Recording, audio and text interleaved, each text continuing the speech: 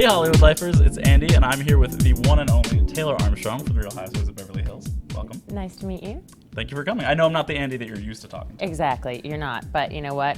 I'm always welcome to a new Andy. Awesome. I need to salt and pepper my hair a little bit. get nice. You need a clubhouse. I do. I'm working on it. Now, there's so much going on this season on the Real Housewives of Beverly Hills, but I guess the best place to start is with this past episode, which was kind of nice because we got to see you guys at each other's throats, but you were kind of having some fun.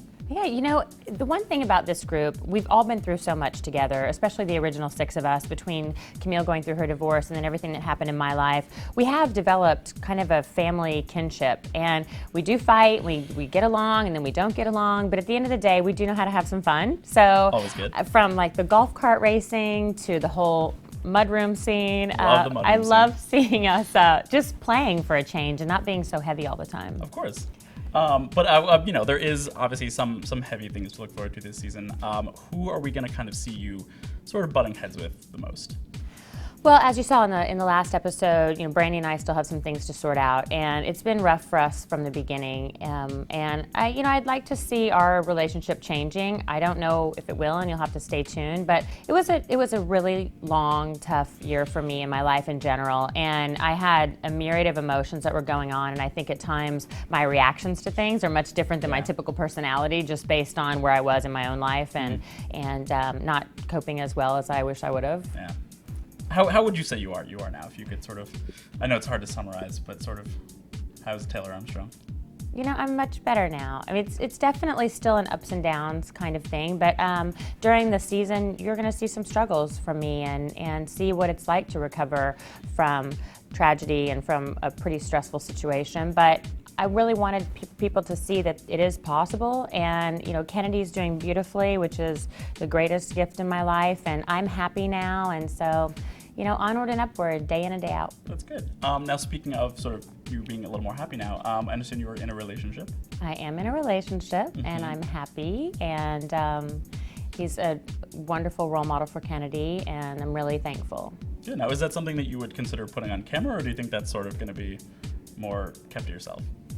Well, when we signed up to do the show, the original six of us, we knew we were going to put our real lives out there, and I've left no stone unturned. Yeah. My whole life has either been out there or in a book, so I feel like that's how it will continue. Good. Now there is one relationship that we know we're going to see crumble this season, which is the Maloof's marriage. Mm-hmm. What can you tell me about what we're going to see that maybe we didn't already read in the magazines and all the sites? Well, you're probably going to see the truth, which doesn't always get reported. No offense to you guys. Hey, not taken. I think you're gonna learn more about how and why, and unfortunately these things happen, and we're in the media. But I feel for them in relationship to their children, because that's certainly the hardest part. Absolutely.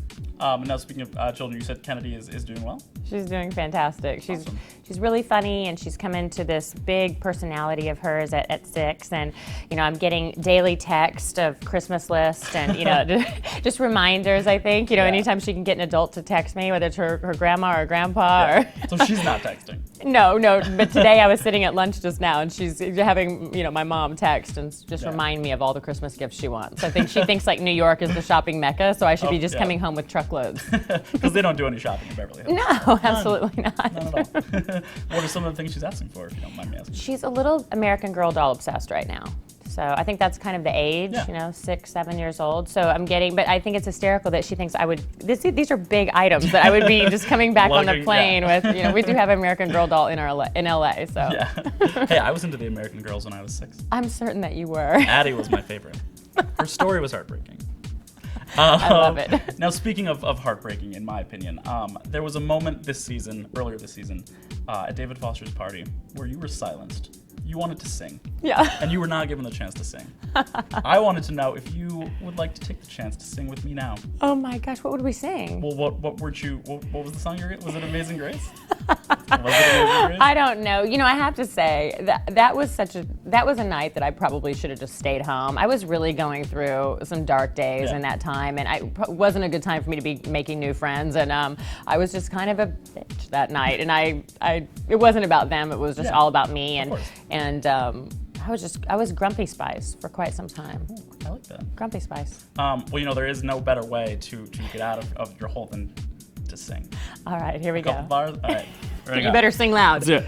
Amazing. We can't sing. This is gonna be great. Let's go. How sweet the sound. Now you know why David didn't let us sing. Well, if I was there, we could have harmonized. We could have done something great. You know, Kyle and Lisa actually can sing, so I was sort of hoping they would take the lead on that one. Okay, well, I took the lead this time, so.